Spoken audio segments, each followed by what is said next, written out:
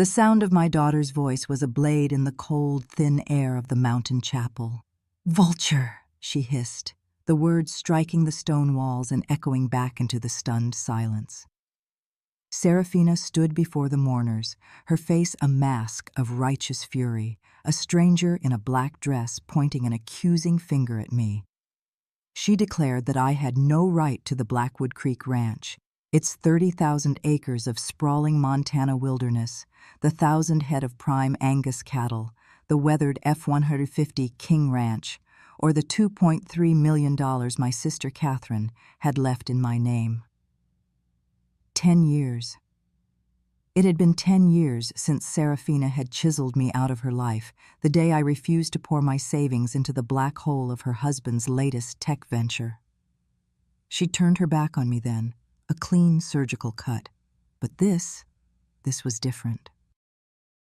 This was a public execution, performed before 100 pairs of eyes, ranch hands who'd known me since I was a girl, neighbors from the Absaroka Valley, even a young journalist named Leah, her camera half hidden beneath a down vest, capturing every agonizing second.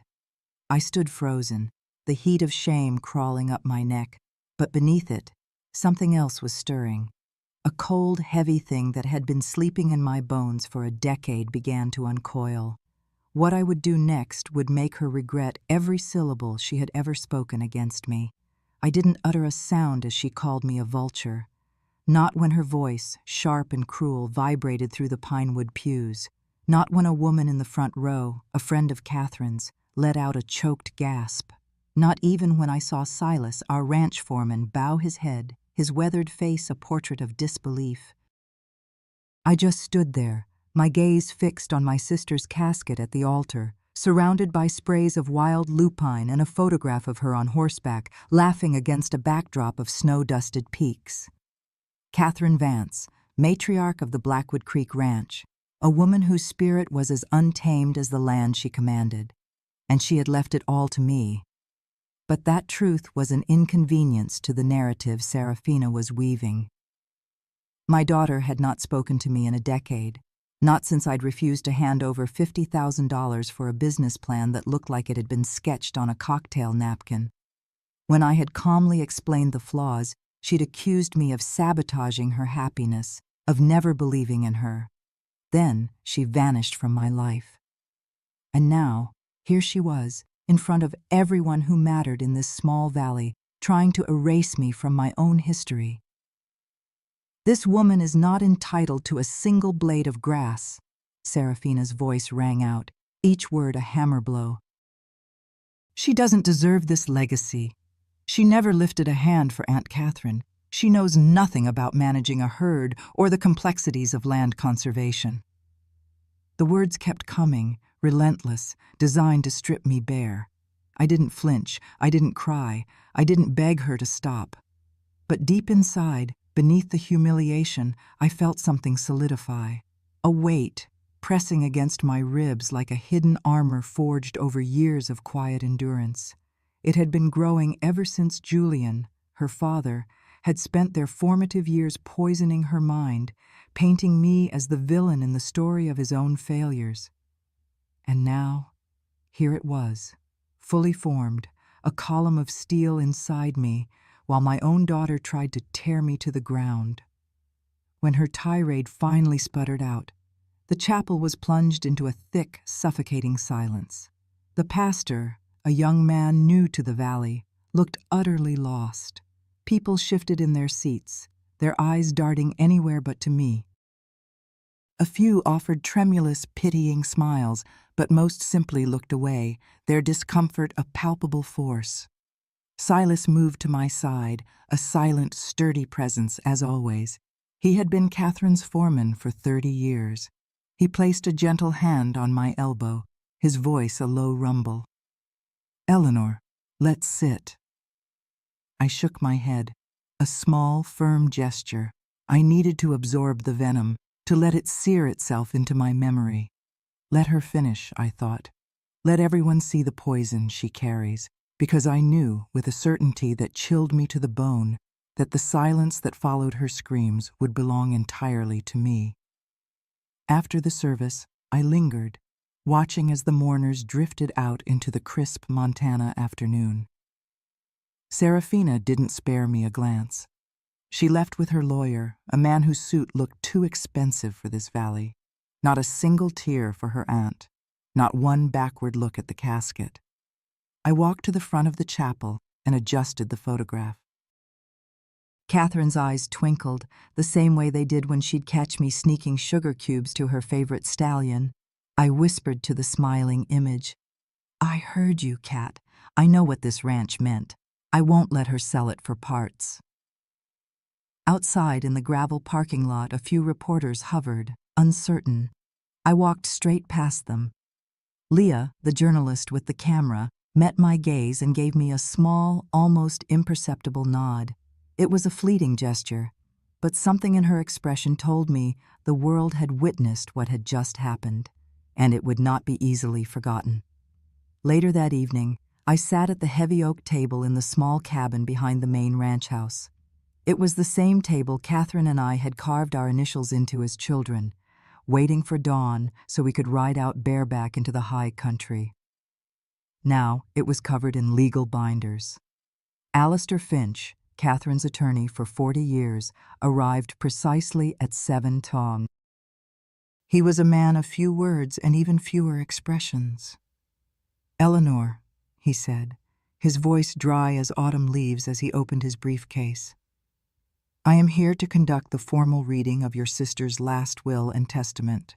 As per her specific instructions, this is to be done privately, in your presence alone." There was no preamble, no comforting platitudes, until he reached the final declarative sentence. "All land, assets, livestock, personal property, and cash holdings are hereby transferred, in their entirety, to my sister, Eleanor Vance. I entrust her to be the guardian of this land, for I know its wild roots are tangled in her very soul." My breath hitched. Alistair handed me a sealed manila envelope. Catherine's elegant, decisive script was unmistakable. "I'll read it later," I managed to say. He nodded. "We have much to review in the coming days, Eleanor, but you should know your sister made this will ironclad." She anticipated a challenge. A dry, hollow laugh escaped my lips. "I felt the first tremor this morning." Alistair paused at the door, his hand on the knob. "That will not be the last." He left the binders on the table, tipped his hat, and vanished into the twilight. I stared at the papers, at the sheer weight of Catherine's trust. It didn't feel like a victory, not yet. But the trembling in my hands had stopped, and that was a start. The next morning began with the smell of pine and coal dust. I was on the porch with a mug of black coffee when Silas arrived just after dawn. He brought a thermos and 2 warm cinnamon rolls from the bakery in town. We sat in companionable silence, watching the mist burn off the lower pastures, revealing the dark shapes of the grazing cattle, Catherine's land, my land. Silas spoke first, his gaze fixed on the distant mountains. "She meant every word of that will, Eleanor. I hope you know that." I nodded once, the quiet between us a familiar comfort. He sipped his coffee.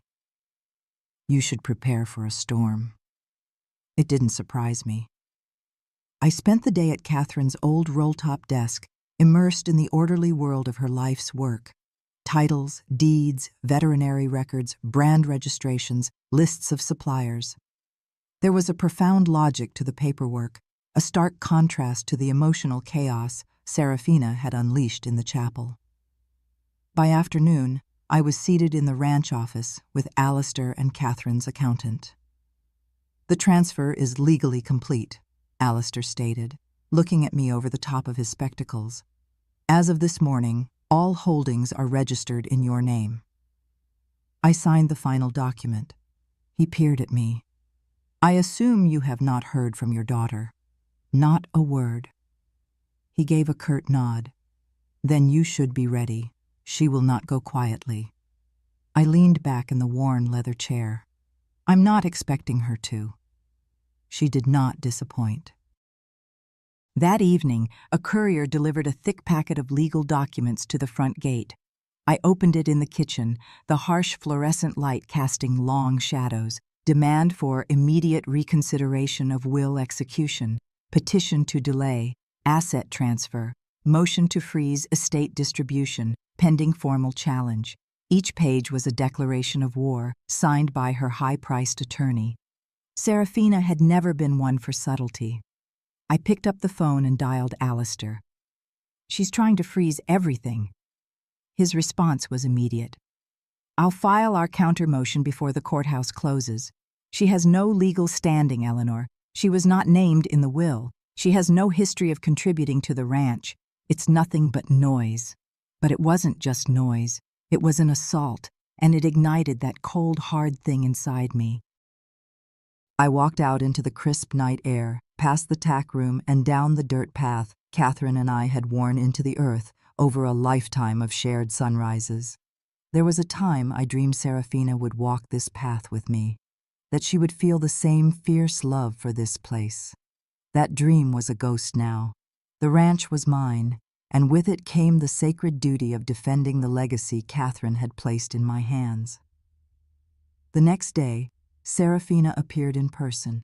She didn't call, didn't knock. I saw her car pull up through the kitchen window, a sleek black sedan that looked alien against the rustic backdrop of the ranch. She stood on the porch in tailored slacks and a cashmere coat, her hair pulled back into a severe knot, her expression even more severe. I opened the door before she could knock and simply waited. She stepped inside as if she owned the very air, her eyes sweeping the familiar room with a look of theatrical disdain. "Still the same worn-out rugs. Still smells like saddle soap and regret." I closed the door softly behind her. She turned to face me. "You think this is over? You think one signature on a piece of paper from a dead woman erases everything?" My arms crossed over my chest. 10 years, Serafina. You were gone for 10 years. You never called this house. Not once. A slow, bitter smile spread across her lips. "You think I needed to? I was out in the real world, building a life. My husband and I created something from nothing. All we needed was a little support. One small push. You turned your back on us." I remained silent, letting her words hang in the air. She paced the room, a predator in her element. "So, now," she said, her voice dropping to a conspiratorial whisper, "you're going to make it right. You're going to sign over half the land. Not all of it, just half. It's only fair. And the cattle. I know a buyer who can take the entire herd off your hands for a premium. You wouldn't have to lift a finger." I didn't move.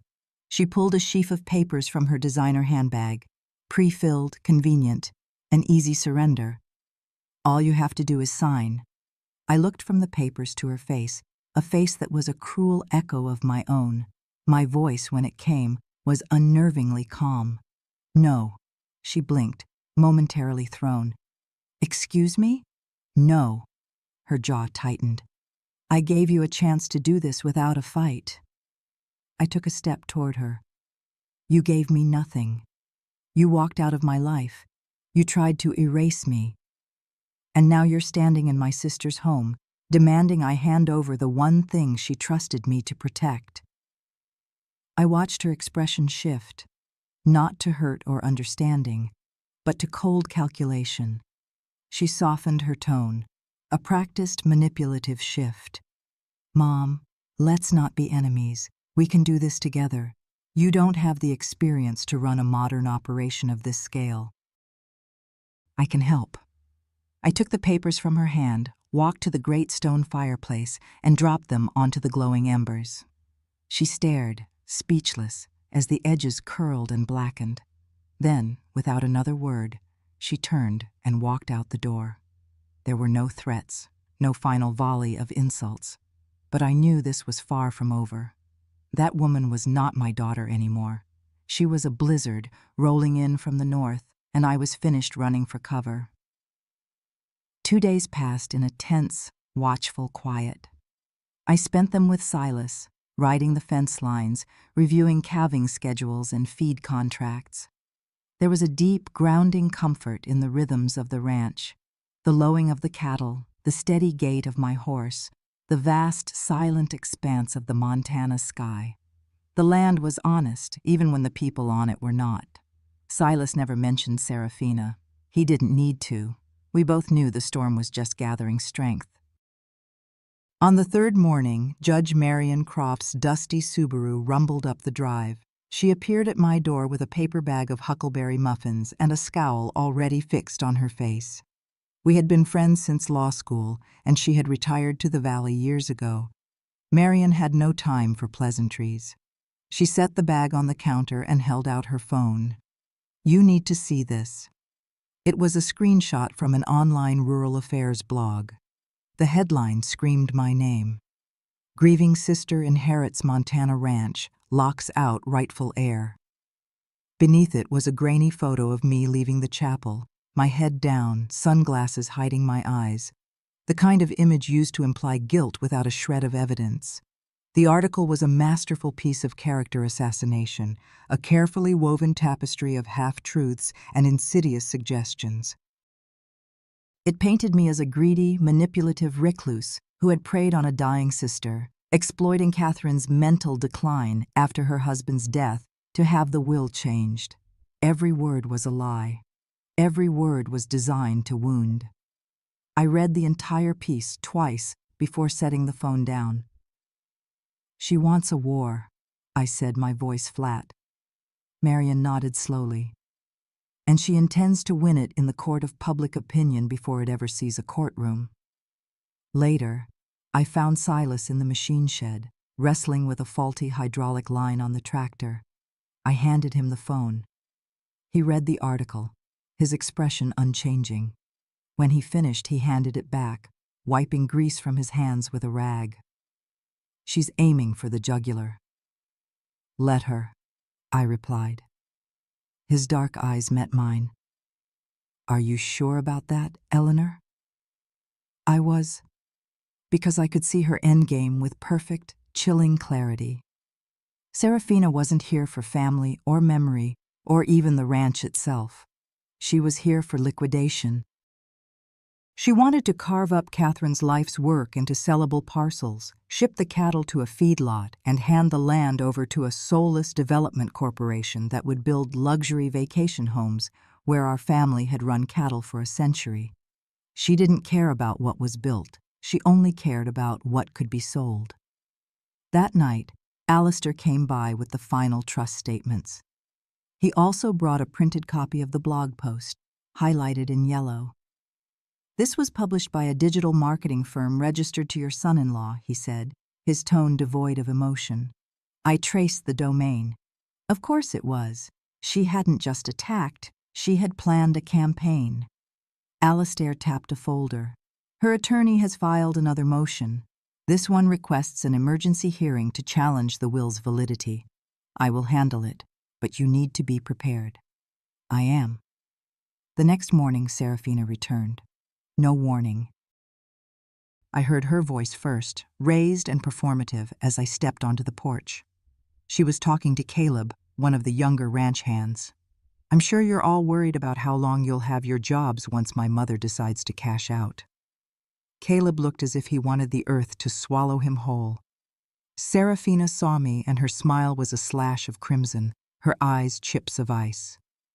"Just making sure the staff is aware of the situation," she said, ascending the steps as if by right. I blocked the doorway. "You've said enough." She tilted her head. "The community deserves to know the truth." "You don't care about this community.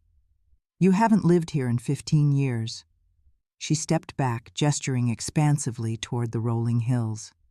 "And yet, I was born on this land. You raised me here. That has to count for something." It did. Once, she studied my face, seeing the unyielding resolve beneath the quiet exterior. Then she delivered her next blow. "I've already met with investors. 2 very serious offers are on the table. We can both walk away from this with everything we want." I said nothing. She leaned in, her voice a venomous whisper. "You keep the house and a few acres for sentiment's sake. I'll take the rest. It's a win-win. You don't want the burden of running this place." My voice was a low, steady current. "You still think this is about money?" She scoffed. "Then what is it? Pride? Spite?" "No," I said. "It's about legacy." She turned and walked away, not defeated, but regrouping. That afternoon, Alistair called again. Her legal team had submitted affidavits questioning my mental fitness, claiming I was under extreme emotional duress, too old and detached to be a responsible steward of the estate. The documents were filled with statements from distant cousins I hadn't seen in 20 years and paid experts who had never met me. The strategy was clear: overwhelm, smear, and drown me in a flood of paper and public whispers. She thought I would break. She didn't know me at all. That evening, I finally opened the letter Catherine had left me. The ink was dark, the handwriting as strong and steady as she had been. Her words were not emotional but strategic. She wrote that I had always known how to wait, how to endure, that I understood the power of patience, of timing. That was the crucial difference between us and Serafina. Serafina screamed. I listened. Serafina seized. I observed. She created storms and I weathered them, but not forever. I folded the letter and placed it in the desk drawer. The next phase wouldn't be about defense. It would be about truth. Let her keep talking. I had something more powerful. Proof. I met Marion at the old diner across from the county courthouse. She chose a booth in the back, her eyes constantly scanning the room, a habit from her years on the bench. Her silver hair was pulled into a severe bun, her hands steady as she stirred her tea. She didn't ask how I was. She just waited.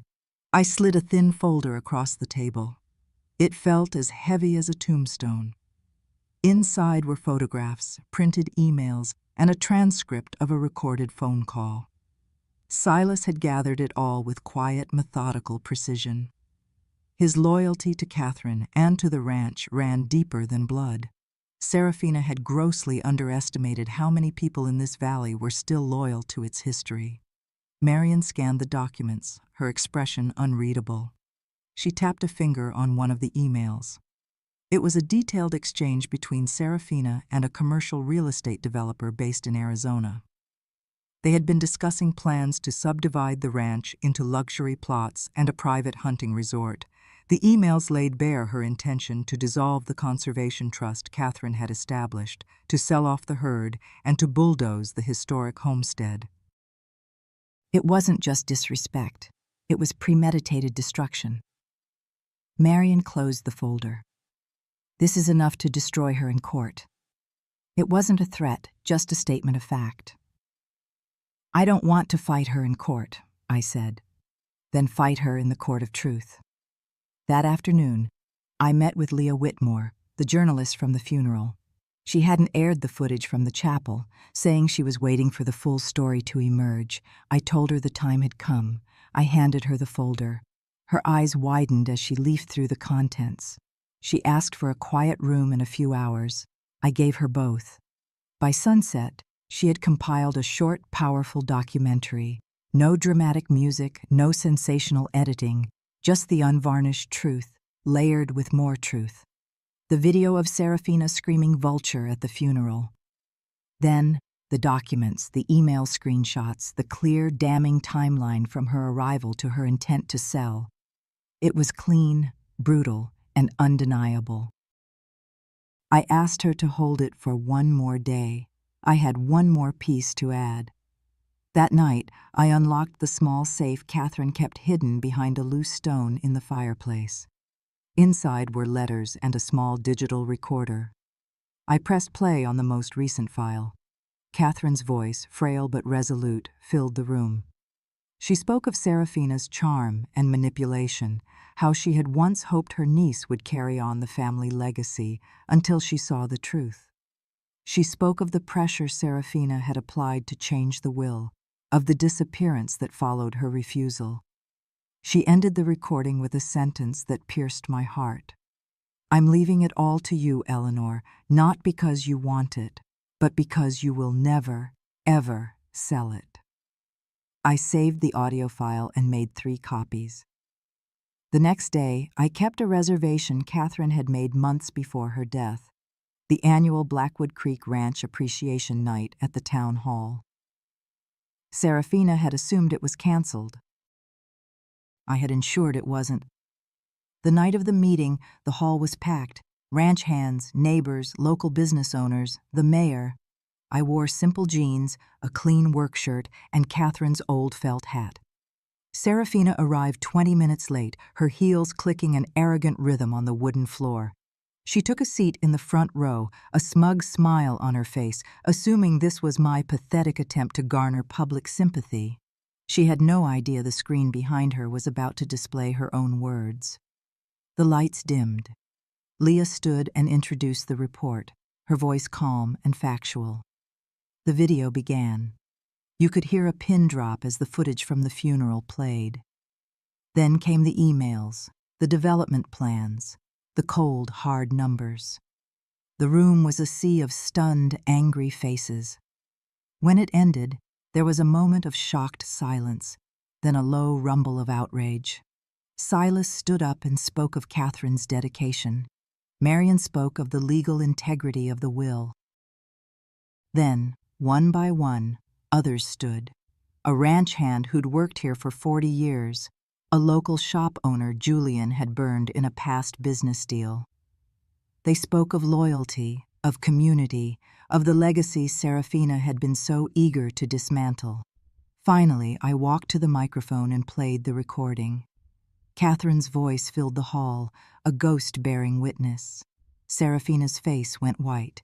She tried to shout, to object, but her voice was drowned out by the quiet power of the truth.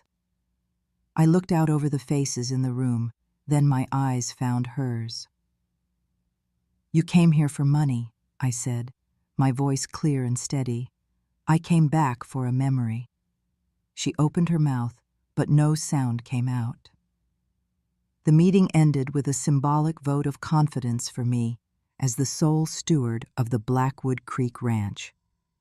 Every hand in the room went up. Serafina walked out into the cold night, utterly alone. The fallout was immediate. Leah's report went viral in our small corner of the world. By sunrise, the investors had formally withdrawn their offers. By noon, the County Land Commission had opened an inquiry into the proposed development. A week later, a final, terse letter arrived from her attorney, withdrawing all legal challenges. There was no apology, no explanation, just a cold, clean surrender. A month after that, she appeared on my porch one last time. She looked smaller, stripped of her armor of wealth and arrogance. She said she had lost everything. Her husband had left. Her reputation was in ruins.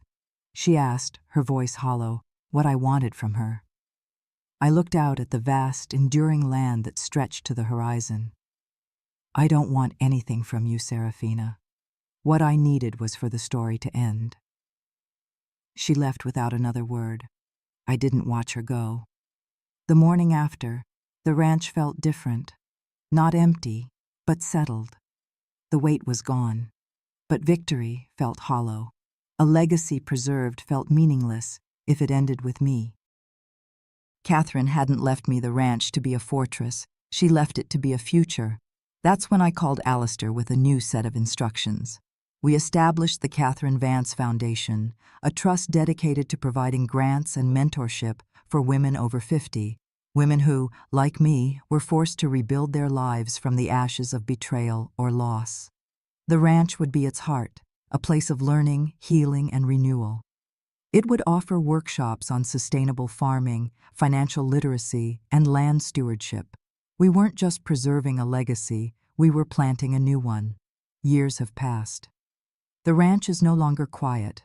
It's filled with the sounds of women learning, laughing, and finding their strength. They come with calloused hands and wounded hearts, and they leave with a renewed sense of purpose. We don't erase the past here. we plow it back into the soil to nourish what comes next. I never saw Serafina again. I don't know if she ever found peace. But her story became a cautionary tale that faded with time. My story, our story, is the one that took root. It's a legacy not of blood or inheritance, but of resilience. It teaches that the deepest wounds can be where the strongest growth begins, and that true power isn't in what you own, but in what you cultivate. It's the quiet, unshakable truth that after the storm has passed, the most radical act is not to seek revenge, but to simply, stubbornly begin to build again.